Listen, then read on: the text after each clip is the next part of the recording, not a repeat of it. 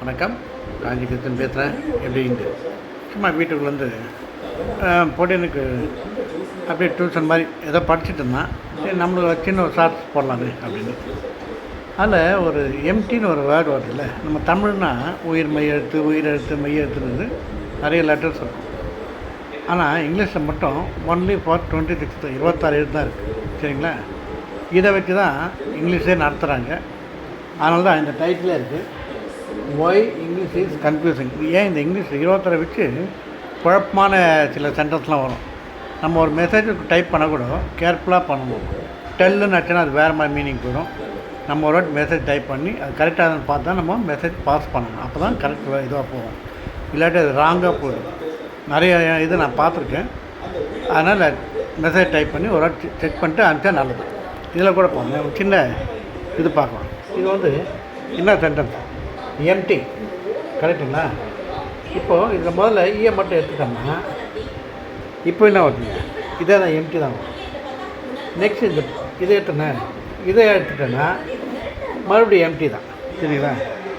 இப்போ இதை எடுத்துனா இப்போ இதுக்குன்னாங்க, இதுக்கு எம்டி தான். இப்போ மொத்தமாக எடுத்துட்டா இந்த போர்டு எம்டி.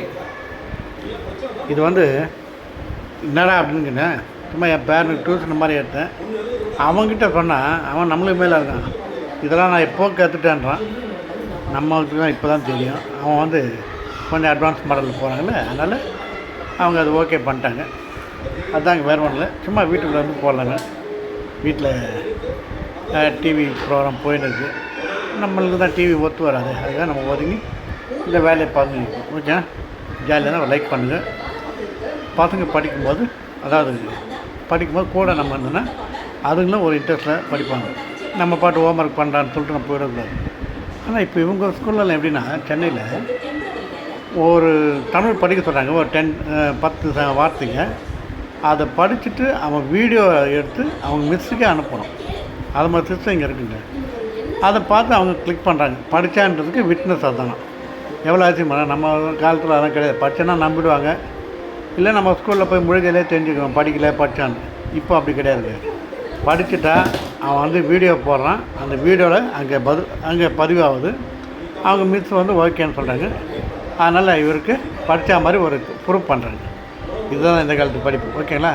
சும்மா ஏதோ ஜாலியாக பேசுகிறேன். ஜாலியாக லைக் பண்ணுங்கள், ஷேர் பண்ணுங்கள், சப்ஸ்கிரைப் பண்ணுங்கள்.